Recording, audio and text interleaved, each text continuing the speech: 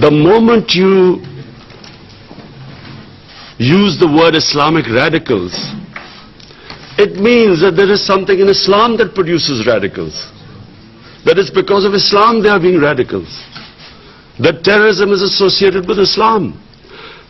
And especially suicide bombing. Because regularly we heard these commentators saying that, Muslims are indulging in suicide attacks because they will have virgins in heavens. This sort of nonsense kept going on. Just a brief, anyone who knows about history, desperate human beings throughout history have committed what are called suicide attacks. Before 9/11, 75% of suicide attacks were by Tamil tigers who were Hindus.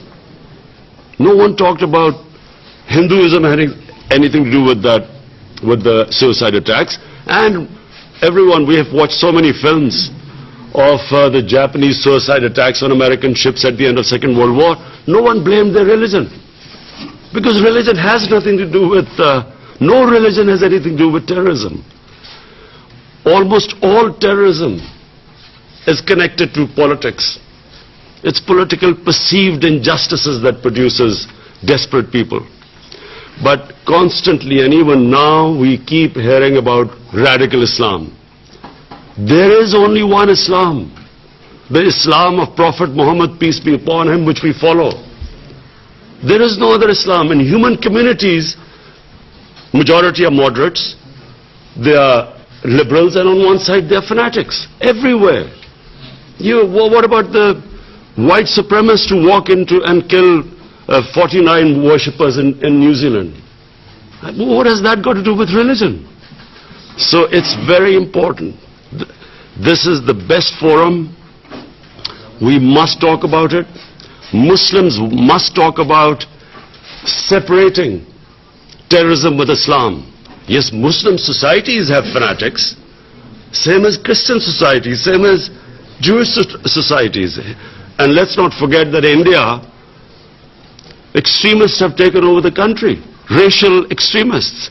So, number one, my point is that this has to be addressed. We keep hearing world leaders talk about radical Islam. It is causing, how is a man in the street in New York supposed to tell who's a radical Muslim and who's a moderate Muslim? How can anyone tell? So all Muslims are branded, Muslims are branded as fanatics, terrorists. And whenever some sort of attack goes, a terrorist attack happens in the West, first thing, every Muslim starts worrying, I hope it's not a Muslim. Because immediately we are all branded. And I remember after 9/11, I get a phone call from this Western journalist, and he said, aren't you really ashamed of what has happened? There are 1.3 billion Muslims. Am I supposed to be ashamed of what anyone does any Muslim does? So that's number one point. Second, I have seen this since that awful man Salman Rushdie produced a book called The Satanic Verses. It was mocking, ridiculing a holy prophet, peace be upon him. And I realized, because I was playing sports at that time, and I spent a lot of my time in England, and I understand the Western mindset. People in the West could not understand the pain that it caused to the Muslim world. Because Europe especially, they do not regard religion as we Muslims regard. We live our religion. They have a completely different attitude to religion. When I first arrived in England as an 18-year-old, there was a film called Life of Brian, a comedy by Monty Python's Flying Circus. It was a caricature about Jesus Christ. It was the first shock to me. They don't look at the European societies particularly does not look upon religion like we do. And unfortunately, this I blame us Muslim leaders. We have not explained to the Western societies how painful it is when our Prophet is maligned, mocked, ridiculed. It causes, why does it cause so much pain to us? Because the Prophet lives in our hearts.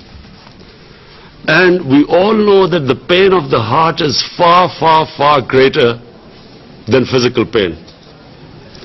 All we want is, and I think we should convey,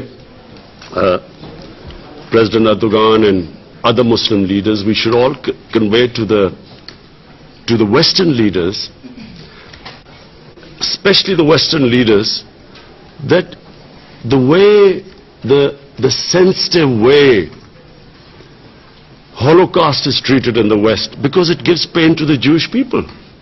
And quite rightly it should be. The world should be sensitive to them, what gives them pain. Similarly, we want them to be as sensitive to the Muslims. When someone ridicules, blasphemes our Prophet sallallahu alaihi wasallam. And I think it's very important for communities to live together, to understand each other. And therefore, these 2 points, in my opinion, have contributed more to Islamophobia than anything else. Because every 2 or 3 years, someone in the European or US cities, someone comes up with a caricature of a prophet, peace be upon him, or this is something which is derogatory. There's a reaction amongst the Muslims. And then everyone says, look what an intolerant religion it is. Immediately the gulf between the communities widens, because they don't understand why it's causing us pain. We haven't explained to them, and yet there is a certain small section of society which knows that it's going to cause us pain, and they deliberately do it to make the fissures wider. So this is a great forum, the UN. All world leaders are here, and I will be talking about this in my speech on Friday as well. But I feel that it is important that us Muslim leaders convey these 2 things, because all it does is it creates fissures amongst human beings. And anything that creates fissures, this is the forum where we should try to unite humanity. Thank you.